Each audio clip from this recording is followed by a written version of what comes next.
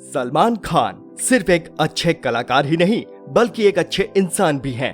वो समाज के निचले तबके के लिए हमेशा कुछ न कुछ करते रहते हैं। जिस तरह सलमान जाने जाते हैं अपनी फिल्मों के जरिए तमाम कलाकारों को मौका देने के लिए, उसी तरह ये समाज में भी सबको बराबरी का मौका देने में यकीन रखते हैं। जब वो बीइंग ह्यूमन की टी शर्ट में दिखते हैं तो वो यूं ही नहीं होता बल्कि उसके पीछे बहुत बड़ी और गहरी सोच काम कर रही होती है। सलमान बॉलीवुड के उन चुनिंदा कलाकारों में शुमार हैं जो खुद का एनजीओ चलाते हैं। एक ऐसा एनजीओ जो सालों से गरीब तबके के लोगों को शिक्षा और स्वास्थ्य सेवाएं मुहैया करा रहा है। आखिर कैसे और क्यों सलमान ने ये एनजीओ बनाया और क्यों ये 2 करोड़ के फ्रॉड में फंसी, और आखिर ऐसा क्या हुआ कि इसे ब्लैक लिस्टेड भी किया गया। आज के इस वीडियो में हम बात करेंगे सलमान खान के एनजीओ बीइंग ह्यूमन से जुड़े तमाम मुद्दों की, तो बने रहिए हमारे साथ वीडियो के आखिर तक। सलमान खान के पिताजी सलीम खान हमेशा से ही जरूरतमंदों की मदद करते रहे हैं। इन बातों का सलमान पर गहरा असर पड़ा। उनमें भी लोगों के लिए कुछ करने की ललक थी। साल 2007 में सलमान ने चैरिटी संस्था बीइंग ह्यूमन फाउंडेशन की स्थापना की। इस संस्था का मकसद था जरूरतमंदों को शिक्षा और स्वास्थ्य सेवाएं प्रदान करना।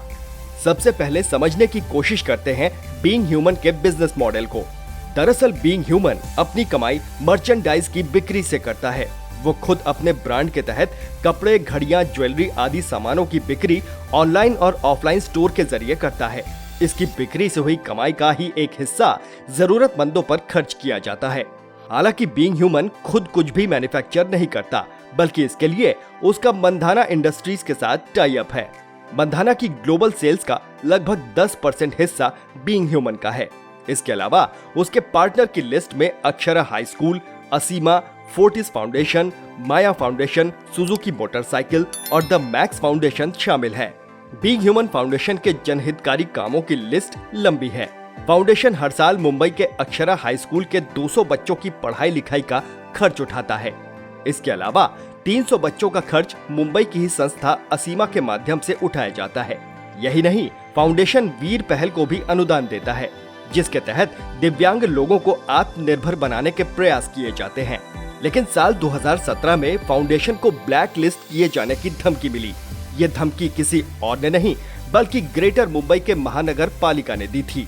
असल में दोनों के बीच एक प्रोजेक्ट को लेकर बात हुई थी, जिसके तहत नगर पालिका फाउंडेशन को जमीन देने वाला था, जहां फाउंडेशन को कम खर्च में डायलिसिस सुविधा उपलब्ध करानी थी। लेकिन जमीन मिलने के बावजूद फाउंडेशन तय की गई सुविधाएं उपलब्ध कराने में नाकाम रहा, जिस पर नगर पालिका ने उसे ब्लैक लिस्ट किए जाने की धमकी दे डाली। हालांकि फाउंडेशन ने ऐसी किसी औपचारिक समझौते से साफ इनकार किया था। वहीं एक बार कुछ ऐसा हुआ कि इस फाउंडेशन के चलते सलमान खान को चंडीगढ़ पुलिस से सम्मन भी जारी हो गया। ये सम्मन सिर्फ सलमान खान को ही नहीं बल्कि उनकी बहन अलवीरा खान और फाउंडेशन के कई लोगों को मिले थे। चंडीगढ़ के एक व्यवसायी ने फाउंडेशन पर 2 करोड़ के फ्रॉड का आरोप लगाया था। हालांकि बाद में इस पर सफाई देते हुए कहा गया कि सलमान का इस मामले से कोई लेना देना नहीं है। यहाँ ये बताना भी जरूरी है कि बीइंग ह्यूमन क्लोथिंग की पॉपुलैरिटी इतनी ज्यादा थी कि फाउंडेशन ने साल 2017 में ई साइकिल की रेंज भी लॉन्च कर दी।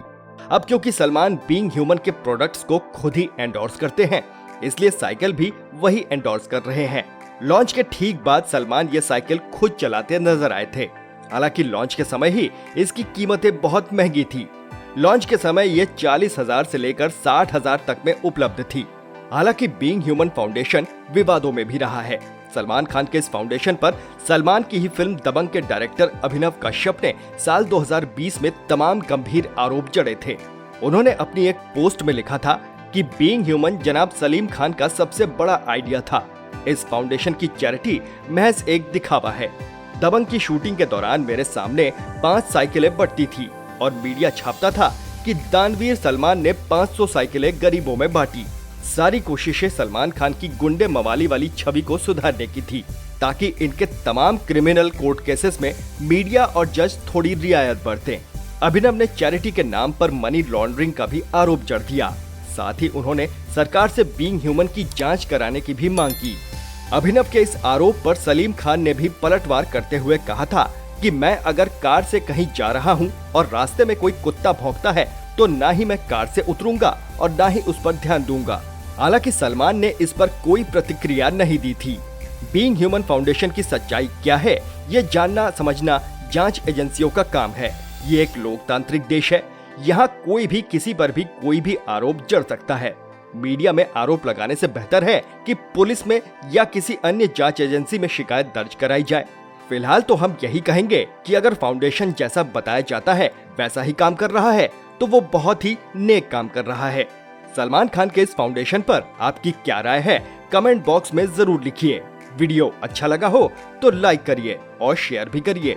चैनल पर नए हैं तो प्लीज इसे सब्सक्राइब करिए और नोटिफिकेशन बेल दबाना ना भूलिए। फिर मिलेंगे एक नए वीडियो के साथ। नमस्कार।